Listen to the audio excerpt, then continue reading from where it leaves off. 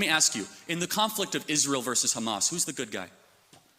I believe both Hamas and the Israeli government are evil, but I think also that there is no justification. Are they equally? There is no justification for the murder and mutilation of thousands of innocent people and children in a futile. Let's zero in on it. There is no justification, Mr. Kirk, for invading hospitals, for bombing innocent populations and dragging out a war which is damaging Israel and the West's security. You've made that point, but it's not a point, it's a moral truth, isn't it? Okay, yeah.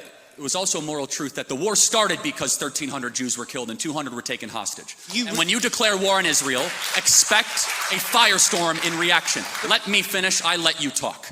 Israel, at its holiest day of the calendar year besides Yom Kippur and Rosh Hashanah, Samat Torah, the 50-year anniversary of the Six-Day War.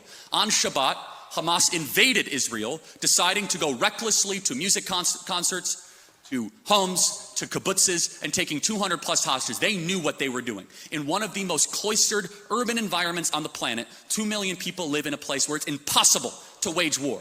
Impossible. Where they wear civilian clothing, they violate every tenet of the Geneva Convention, and the IDF, when they do something right, they get no credit. When they do life-saving surgeries of a Gazan child, they get no credit. When they drop leaflets, they get no credit. But when they happen to bomb a place where they are operating their military from, which we now know from third-party verified sources, hundreds of Hamas military operations are in mosques, schools, and hospitals. I'm sorry, the country where they were living in relative peace on October 6th, that all of a sudden we had a war, and Hamas started the war. And I don't see people that were really upset about the 2 million Germans that were killed in World War II, civilians. A tragic truth of war is that civilians die. I don't like it, and you don't like it. And they brought it upon themselves. The only operation and entity to blame is the leadership of Hamas, not the Israeli government, for fighting this defensive war after they were invaded. There is a good guy, and there is a bad guy. I honestly... Isn't that the morality of a child? Well, hold on.